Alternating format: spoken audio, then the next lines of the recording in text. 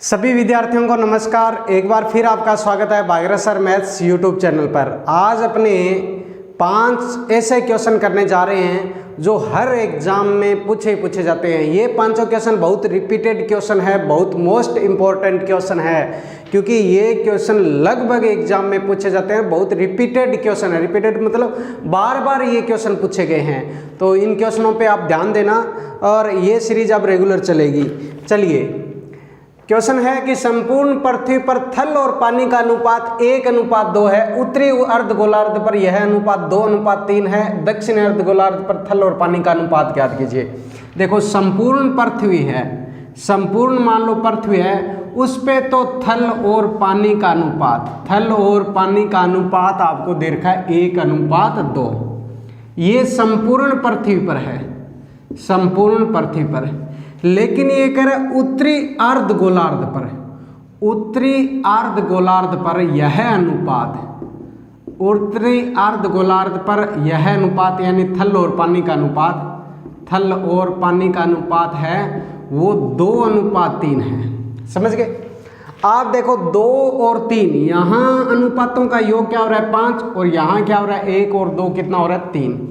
यानी ऐसी संख्या ढूंढनी है जिसमें 5 और 1 और 2 3 का भाग जाए, यानी बंटवारा करना है ना अपने को। यहाँ तो 1 और 2 3 भागों में बांटना है और यहाँ 5 भागों में बांटना है। समझ गए? और ये तो संपूर्ण पृथ्वी का ये आधा है।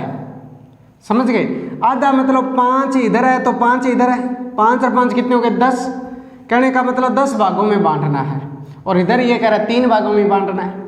यहाँ तो संपूर्ण पृथ्वी कह रही है 5 भाग इधर 5 भाग इधर, तो टोटल 10 भाग हो गए, और इधर 3 भाग। कहने का मतलब हो गया कि आप 30 मान लो।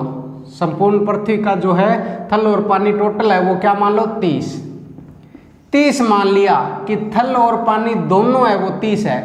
तो 1:2 में बांटेंगे तो 30 में 3 का भाग देंगे, 1 भाग की वैल्यू 10 आ गई। इसका मतलब संपूर्ण पृथ्वी पर थल है वो तो है 10, ठीक है, और पानी है वो है 20। समझ गए? अब बताओ 30 तो पूरी पृथ्वी पर है, तो उत्तरी अर्धगोलार्ध पर भी 15 भाग आएगा और दक्षिणी अर्धगोलार्ध पर भी कितना आएगा 15। 2 और 3 5 का भाग जा रहा है। 5 का भाग इसमें दोगे तो 1 भाग की वैल्यू कितनी आएगी 3 आएगी, तो 3 दुए कितने हो गए 6। यहाँ 6 भाग तो थल है और 3 तिये 9 भाग क्या है पानी है। आप मेरे को ये बता दो टोटल पृथ्वी थल है कितना 10 है। 10 में से 6 भाग इधर आ गए तो 10 में से 6 गए, इधर कितने बचे 4, ठीक है। टोटल पानी है कितना 20 है, 9 इधर आ गया तो आपको पता है 20 में से 9 घटा दोगे तो इधर आपके पास कितना बचा भाई 11। तो आपके पास अनुपात आएगा वो 4:11 आएगा। क्या आएगा 4:11। ये बात समझ में आ गई? तो बहुत इंपॉर्टेंट क्वेश्चन है, अच्छा क्वेश्चन है, ध्यान से समझना इस क्वेश्चन को। नहीं आए तो एक बार और वीडियो को देख लेना, ठीक है। तो ये बात आपको ध्यान रखनी है। नेक्स्ट क्वेश्चन देखिए। नेक्स्ट क्वेश्चन भाई आपको क्या दे रखा है, अभी मैं लिख रहा हूँ क्वेश्चन, थोड़ा सा ध्यान देना इस क्वेश्चन पे। ये भी बहुत अच्छा क्वेश्चन है। देखो नेक्स्ट क्वेश्चन आपको क्या दे रखा है, कह रहा है कि एक वस्तु के अंकित मूल्य, एक वस्तु के अंकित मूल्य पर 15% बट्टा देने, 15% बट्टा देने, 15% बट्टा देने के बाद 20% का लाभ होता है, 20% का लाभ होता है, ठीक है। यदि वस्तु का क्रय मूल्य 153 है तो अंकित मूल्य ज्ञात करो। देखो ऐसे क्वेश्चन पूछे जाते हैं एग्जाम में, पक्का पूछे जाते हैं ऐसा क्वेश्चन, ठीक है। बहुत इंपॉर्टेंट क्वेश्चन है ये, ठीक है। आसान है लेकिन इंपॉर्टेंट है, बार बार पूछा गया ये क्वेश्चन। देखो आपको पता चल गया, आप ये बताओ बंदा कोई भी वस्तु बेचता है तो वो लाभ या हानि उसको होती है, वो क्रय मूल्य पे होती है कि चाहे क्रय मूल्य पर लाभ हो चाहे हानि हो। आप ये कह सकते हो कि लाभ हो चाहे हानि हो, होती क्रय मूल्य पे। और बंदा बट्टा यानी छूट है, डिस्काउंट जो देता है वो किस पे देता है? अंकित मूल्य पर। लेकिन आपको पता है कोई भी दुकानदार है वो दो बातें बोलता है, क्रय मूल्य पर तो उसको प्रॉफिट होकर बेचता है वो, और अंकित मूल्य पर वो छूट देना चाहता है। कहने का मतलब विक्रय मूल्य बनता है ना, वो इन दोनों रेट से बनता है। क्रय मूल्य से भी विक्रय मूल्य बनता है, अंकित मूल्य से भी विक्रय मूल्य बनता है। अब ये कह रहा है, एक तरफ तो कह रहा है कि उस वस्तु का विक्रय मूल्य है ना वो अंकित मूल्य पर 15% छूट देकर बनाया है, यानी विक्रय मूल्य है वो अंकित मूल्य का 85% है। विक्रय मूल्य है वो अंकित मूल्य का कितना परसेंट है? 85% है। और इधर कह रहा है कि उसको लाभ 20% हुआ है, तो इसका मतलब उसका विक्रय मूल्य क्रय मूल्य का 120% है तो दोनों ही विक्रय मूल्य। बात समझ में आ गई होगी।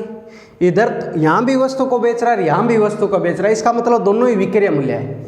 यहाँ तो ये कह रहा है अंकित मूल्य पे मैंने 15% छोड़ दिया था, तो अंकित मूल्य का 85% ही लिया है उसने ग्राहक से, और इधर वो कह रहा है मैंने क्रय मूल्य का ग्राहक से 120% लिया है। अब इसको काट दो, 5 से कट जाएगा, 5 से आपको पता चल गया कितना कट गया? 17, समझ गए। और यहाँ से आपके पास कट गया कितना? 24, समझ गए। अब देखो क्रय मूल्य गुणा 24 बराबर अंकित मूल्य गुणा 17, ये बराबर है। आपको पता है बराबर को अगर अनुपात में बदलते हैं तो रिवर्स हो जाता है, समझ गए। इसका मतलब क्रय मूल्य 17 और अंकित मूल्य 24, ये अनुपात आ गया 17:24, ठीक है। अब देखो क्रय मूल्य हमें दे रखा है कितना? 153, तो 153 क्रय मूल्य दे रखा है, तो क्रय मूल्य वाला ये अनुपात बट्टे में आएगा क्योंकि ये क्रय मूल्य दे रखा है। हमें जो ज्ञात करना है वो गुणा में लिख दो। ज्ञात क्या करना है? अंकित मूल्य, गुणा में लिख दिया। 17 से आपको पता है कितने पे कट गया? 9 पे, समझ गए। 9 को 4 से गुणा करोगे, 9 चौके 36, 3 9 2 18 और 3 कितना हो गया? 21, तो 216 रुपये इसका आंसर आ गया। कितना आ गया? 216 रुपये, ये ध्यान रखना, समझ गए।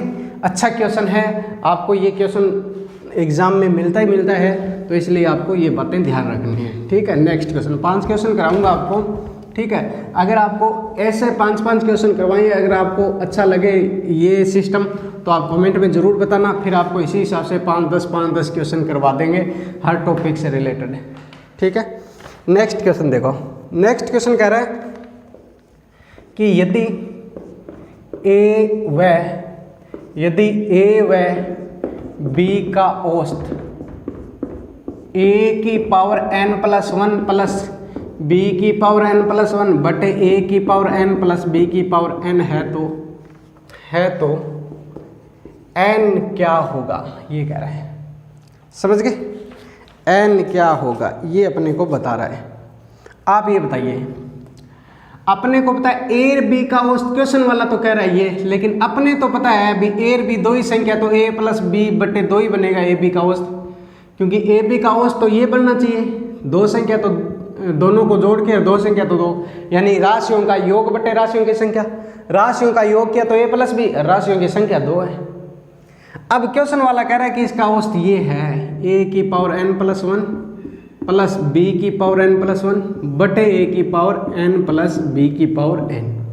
आप बताइए ये कौन सी राशियाँ? चर राशियाँ।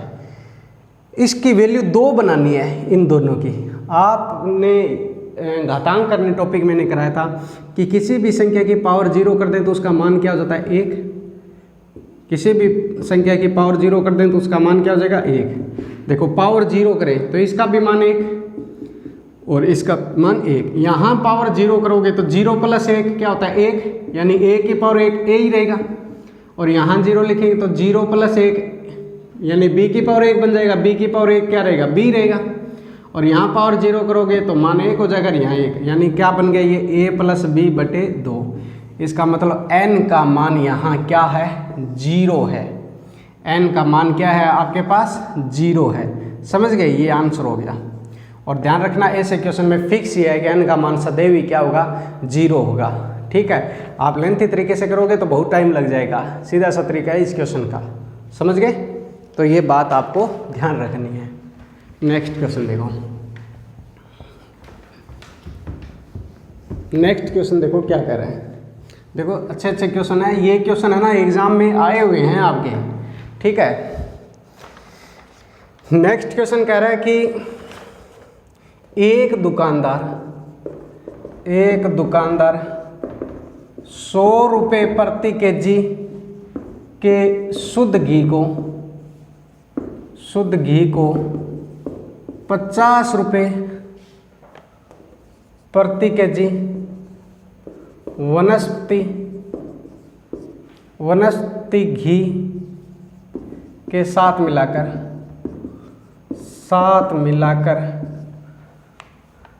मिश्रण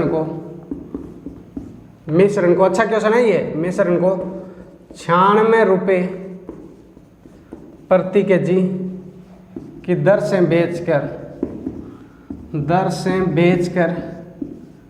20% लाभ कमाता है, 20% लाभ कमाता है,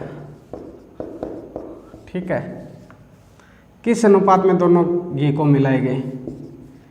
किस अनुपात में दोनों घी को मिलाया गया? घी को मिलाएं।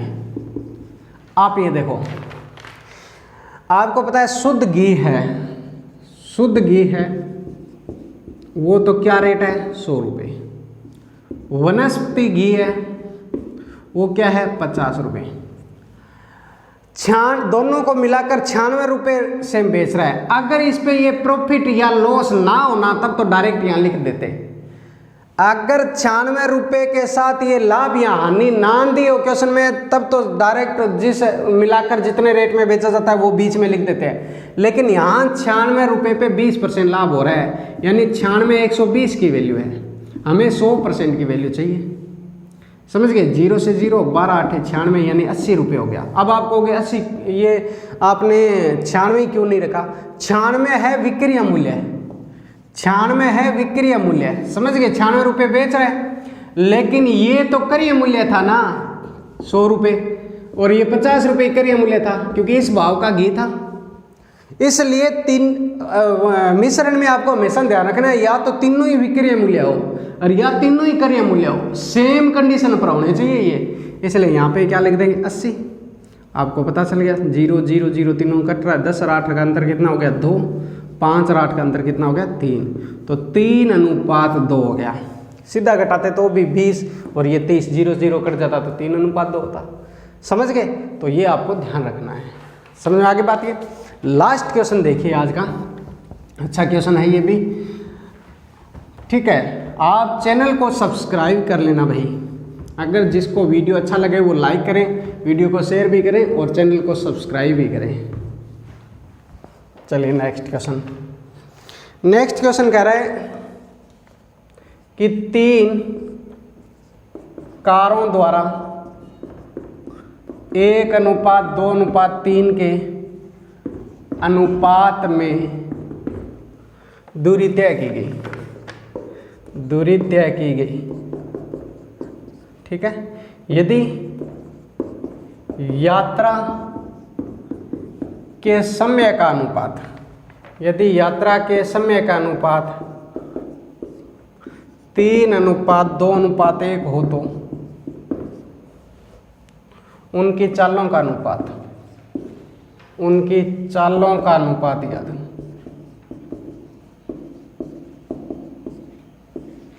आपको बताया चाल का अनुपात याद करते हैं। चाल बराबर क्या होता है? दूरी बटे समय। चाल बराबर होता है दूरी बटे समय। आपको पता है दूरी में समय का भाग देते हैं, चाल आता है। दूरी का अनुपात दे रखा है 1:2:3 और समय का अनुपात आपको दे रखा है 3:2:1। 3:2:1। देखो आपको पता है ऊपर वाले दूरी का अनुपात है और बटे वाले समय का अनुपात। दूरी बटे समय आपको पता है क्या होता है? चाल होता है। तो आप देखिए 3:2:1 था, ये 1:2:3 है।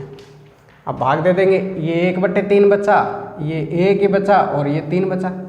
बटे में 3 है, 3 से सबका गुणा कर लो, 1 3 3 3 9। तो 1:3 क्या आ जाएगा? 9 आ जाएगा।